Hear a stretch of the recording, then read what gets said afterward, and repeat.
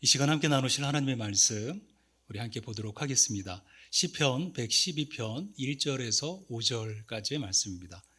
시편 112편 1절에서 5절의 말씀을 함께 합독하도록 하겠습니다.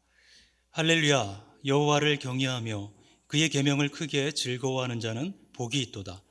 그의 후손이 땅에서 강성하며 정직한 자들의 후손에게 복이 있으리로다.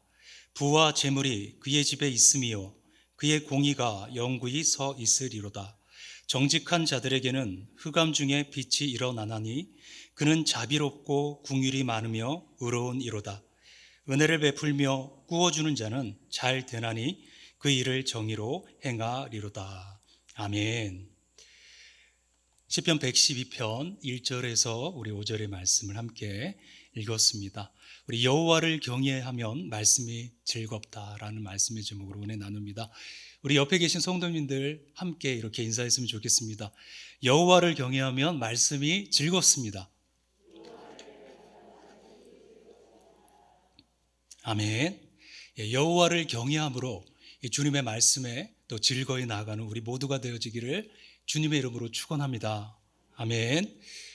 중국이나 또 학교분들이 운영하시는 그 중국집에 가보면요, 이 집 또는 거실 이런 곳에 이 복이란 한자를 걸어놓는 것을 종종 보게 됩니다. 근데 재밌는 거는 이 복자를 거꾸로 걸어 놓는다는 것이죠. 보신 적 있으실 겁니다. 그러니까 복이 위에서 떨어지도록 이 거꾸로 붙여 놨다는 것이죠.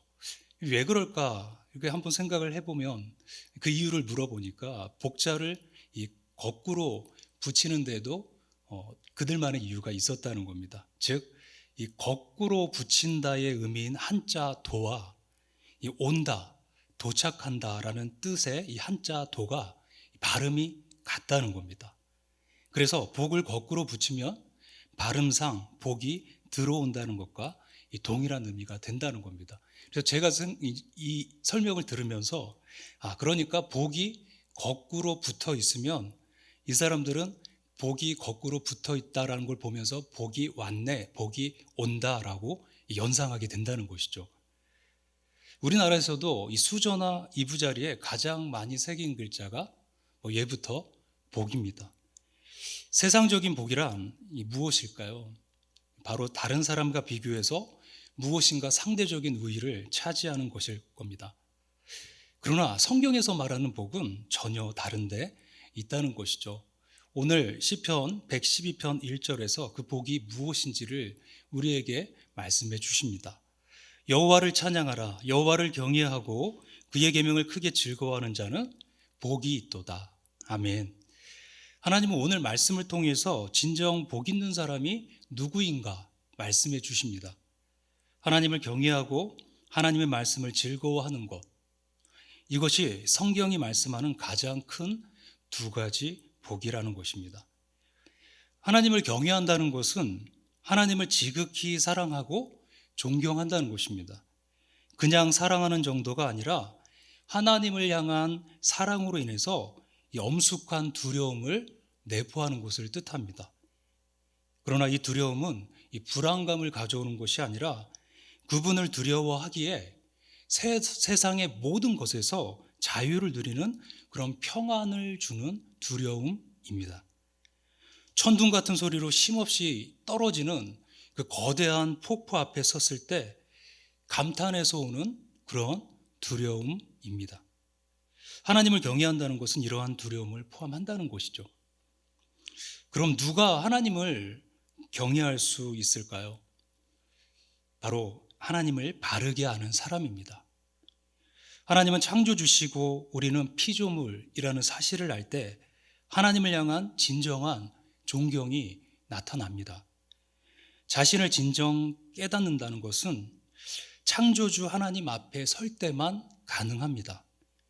하나님 앞에서 우리를 발견하지 못한다면 아직 우리는 자신을 아는 것이 아닙니다. 잠언 1장 7절은 이렇게 말씀합니다. 여호와를 경외하는 것이 지식의 근본이다. 그렇습니다. 하나님을 경외하는 것이 모든 지식의 근본입니다.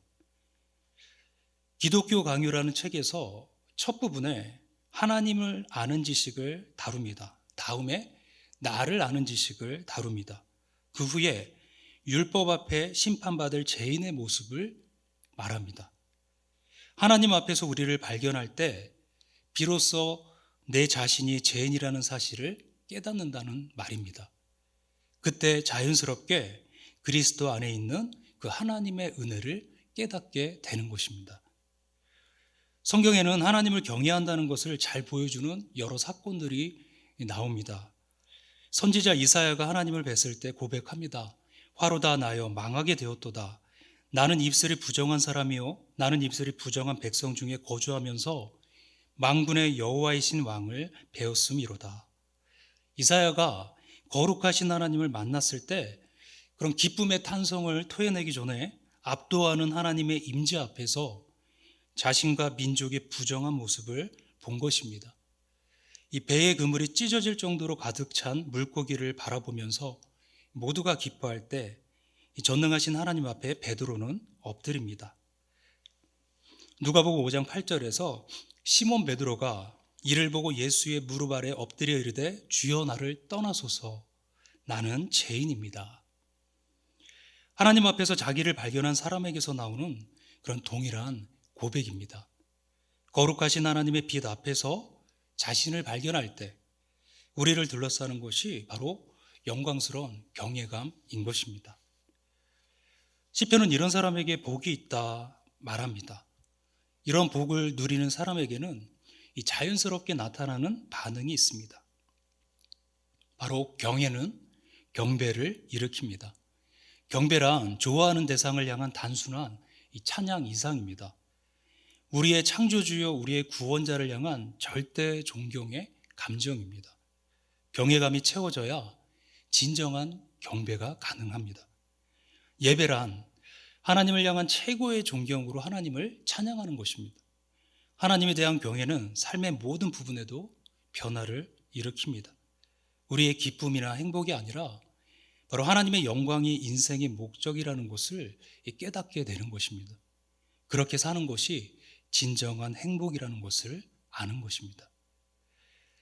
그래서 하나님을 경외하는 것과 하나님의 계명을 즐거워하는 것은 연결됩니다.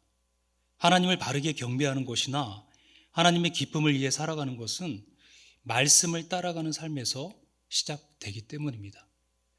오늘 말씀에 중요한 표현이 나옵니다. 하나님의 계명을 기뻐하되 크게 즐거워하는 자가 복이 있다. 계명을 잘 지키는 사람이 복이 있다고 해도 될 텐데 왜 크게 즐거워하는 자가 복이 있다 말씀하실까요? 누가 하나님의 계명을 가장 잘 지킬 수 있는 사람일까 생각해 보면 말씀을 지키는 데에도 다양한 수준이 있다라고 생각하게 됩니다. 하나님의 말씀이기 때문에 의무감으로 지키는 사람이 있습니다. 아직 복음의 감격을 모르는 사람입니다. 지키지 않으면 벌을 받고 지키면 복을 받기 때문에 지키는 사람도 있습니다. 진리의 말씀을 율법처럼 만드는 사람입니다. 하나님을 사랑하기 때문에 말씀을 지키는 사람이 있습니다. 이런 사람에게는 말씀을 지키는 것이 속박이 아니라 감격이고 즐거움이 된다는 것입니다. 말씀대로 사는 것이 주님과 동행하는 것임을 아는 사람입니다. 우리가 잘 아는 시편 1편에 복 있는 사람이 여호와의 율법을 즐거워하여 주하로 묵상한다는 그 말씀과 맥을 같이 합니다. 사람들은 말씀대로 살아가면 오히려 즐거움이 없다라고 생각합니다. 말씀에 구속받는 것을 우리를 속박하는 것으로 여기는 것이죠. 아직 말씀을 즐거워하는 것이 어떤 삶인지 모르는 것입니다. 예수님이 요한복음 8장 31절에서 32절에 말씀하십니다. 너희가 내 말에 거하면 참으로 내 제자가 되고 진리를 알지니 진리가 너희를 자유롭게 하리라. 말씀을 즐거워하고 말씀의 속박을 받을 때 우리가 누리는 것이 진정한 자유라는 것입니다. 일생 말씀을 즐거워하는 삶은 매일 말씀을 기뻐하는 삶에서 시작됩니다. 성경을 읽을 때 감격이 넘치고 즐거움이 샘솟는 것이죠. 시편 119편 103절에 하나님의 말씀을 대하는 태도가 잘 나타납니다. 주의 말씀의 맛이 내게 어찌 그리 단지요. 내 입에 꿀보다 더하니이다. 송이 꿀보다 더한 것이 하나님의 말씀이라는 것입니다. 여호와의 율법이 완전하여 영혼을 소성케 하기에 시편 19편 10절에서 또한 이렇게 말씀합니다. 금 곧 많은 순금보다 더 사모할 것이며 꿀과 송이 꿀보다 더 달도다. 4절과 5절에서는 이 하나님을 경외하고 말씀을 크게 즐거워하는 사람들에게는 두 가지 특징이 있다 말씀합니다. 바로 내적 특징과 외적 특징인데요. 먼저 4절은 하나님이 정직한 자들을 어떻게 보시는지 나타냅니다. 정직한 자들에게는 흑암 중에 빛이 일어나나니 그는 자비롭고 긍휼이 많으며 의로운 이로다. 5절에는 이들의 구체적인 삶이 나타납니다. 은혜를 베풀며 꾸어주는 자는 잘 되나니 그 일을 정의롭게 행하리로다. 정직한 것이 내적 자세라면 은혜를 베풀고 꾸어주는 삶은 외적 표현이다라는 것입니다. 정직하다는 것은 하나님 앞에서 살아간다는 것입니다. 나의 모든 모습을 지켜보시는 하나님 앞에서 조금도 숨김없이 살아가는 것입니다. 아무도 보지 않지만 말씀이 나를 지배하기에 그의 삶을 하나님의 눈 앞에서 살아간다는 것입니다. 하나님을 경외하고 말씀을 즐거워하는 사람의 이 구체적인 삶의 표현은 은혜를 베풀고 꾸어주는 사람이 되는 것입니다. 은혜를 베푸는 인생은 하나님의 은혜를 알 때 가능할 것입니다.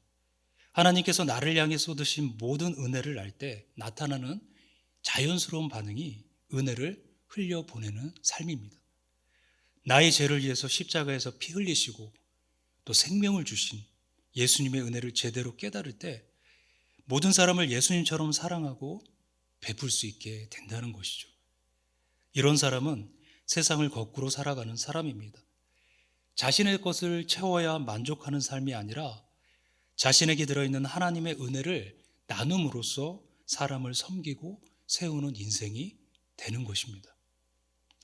오늘 말씀은 하나님 앞에 살아가는 이런 한 사람의 자세뿐만이 아니라 주님의 이름으로 세워진 모든 교회의 사명이 무엇인지도 우리에게 보여주십니다. 하나님의 교회는 하나님의 이름을 높이며 말씀을 전부로 여겨야 합니다.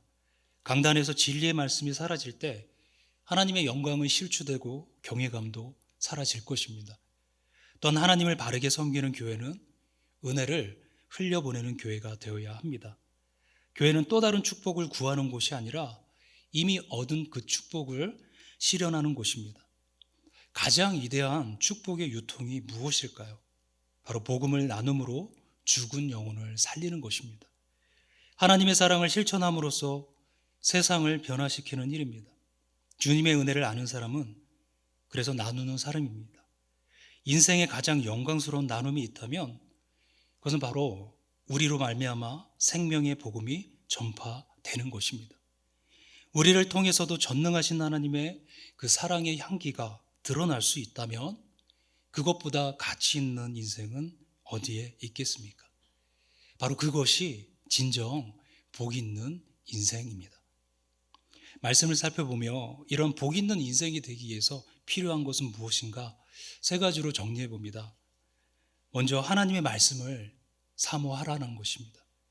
하나님을 만나는 일과 말씀을 사모하는 일은 직결됩니다. 하나님을 체험하는 가장 확실한 길은 자신을 계시하신 성경을 통해서 만나는 것입니다. 하나님을 만나게 되면 나타나는 반응이 경외심입니다. 이 경외심은 세상의 모든 세력으로부터 우리를 자유롭게 하는 힘을 줍니다. 진실로 하나님을 두려워할 때 모든 두려움에서 해방될 수 있기 때문입니다. 이런 경외심은 우리에게 말씀에 대한 집착적인 사랑을 불러일으킵니다. 송이꿀보다 더단 하나님의 말씀을 경험하게 됩니다. 말씀을 삶의 호흡처럼 읽어보시기를 바랍니다. 우리가 잘 알지만 어떤 통계를 보면 일주일 동안 성경을 한 번도 읽지 않는 기독교인들이 52%가 넘는다고 합니다. 바쁘다는 것이 사정이겠지만 하나님을 즐거워하는 마음이 적다는 것이 옳은 표현일 것입니다. 목마른 사슴이 시냇물을 찾기에 갈급한 마음으로 말씀을 사모하시는 우리 모든 봉산의 성도들 되시기를 주님의 이름으로 축원합니다. 이런 말씀 속에 하나님의 마음이 있고 나의 모습이 보이고 내가 걸어가야 할 삶의 길이 있습니다. 두 번째로 하나님의 말씀 앞에 정직하라는 것입니다. 하나님을 만난 사람에게는 합당한 삶의 변화가 있다는 것입니다. 사람들의 눈이 아니라 지켜보시는 하나님의 눈 앞에서 살아갑니다. 그리스도인에게 정직이란 하나의 도덕이나 윤리의 구호가 아닙니다. 하나님을 만날 때 자연스럽게 발견되는 우리의 변화입니다. 그리스도인의 삶에 정직이 사라지면 하나님을 바르게 따르는 신앙을 증명할 어떤 것도 불신자들에게는 위선처럼 들립니다. 특히 오늘날처럼 그리스도인이라는 이름의 비난의 대상이 되는 이 시대에 하나님 앞에서 살아가듯이 사람 앞에서 살아가는 것이 절실합니다. 저는 하나님의 말씀을 전하는 목사입니다 라는 이 말에 더 이상 의문이 사라지는 세상, 저는 예수님을 믿는 그리스도인입니다 라는 고백에 신뢰가 형성되는 그런 사회, 주님이 원하시는 것이 바로 이런 그리스도인의 삶일 것입니다. 이것을 위해서 하나님 앞에 살아가는 법을 배워야 합니다. 신앙이 삶으로 나타날 수 있도록 교회 안에 또 생활과 직장의 생활이 일치하도록 깨우쳐야 합니다. 마지막으로 은혜를 베푸는 삶을 살라는 것입니다. 하나님을 믿는다는 것은 나 같은 죄인을 향한 예수 그리스도의 십자가의 은혜를 믿는 사람입니다. 예수님의 삶은 그 자체가 은혜입니다. 하늘을 버리시고 이 땅에 오신 것이 하나님의 은혜이고, 죄인된 우리를 위해서 대신 죽음으로 우리를 살리신 것이 은혜이고, 주님을 모르고 그저 자연인으로 살다가 심판의 대상이 됐을 때 나에게 찾아오셔서 예수님을 주님이라고 고백하게 하신 것이 은혜입니다. 하나님이 보여주신 이 놀라운 은혜를 나누는 사람은 하늘의 은혜로 자신이 채워진 사람입니다. 이 은혜는 삶의 모든 영역에서 그리스도의 향기로 드러나야 합니다. 세상에서 경쟁하며 더 많은 것을 추구하며 살아가는 그러한 이기적인 삶에서 나로 말미암아 타인을 행복하게 하는 그런 이타적인 삶으로 바뀌는 것이 바로 주님을 따라가는 제자의 삶이기 때문입니다. 말씀을 정리합니다. 삶이란 하늘을 향해 나가는 짧은 여행이라고 합니다. 하나님의 영광을 향한 여행이 될 때가 가장 행복한 여행, 보람 있는 여행이 될 수 있을 것입니다. 우리의 삶이 오직 여호와를 경외함으로 말씀을 즐겁게 여겨 주님과 동행하며 또 주님을 증거하며 이웃 가운데 나아갈 수 있는 그러한 저와 우리 성도님들 되어주시기를 주님의 이름으로 축원합니다. 함께 기도하겠습니다. 살아계신 하나님 아버지, 감사합니다. 우리를 주의 자녀 삼으신 주님, 그 은혜를 우리가 알기에 또 그 은혜를 누렸기에 오늘도 주의 말씀에 순종함으로 주의 말씀을 사모하며 여호와를 경외함으로 주님과 동행하며 주님을 나타내며 또 주님이 주신 그 사랑을 나눌 수 있는 우리 모두 되게 하여 주시옵소서. 감사드리며 거룩하신 우리 주 예수님의 이름으로 기도합니다. 아멘.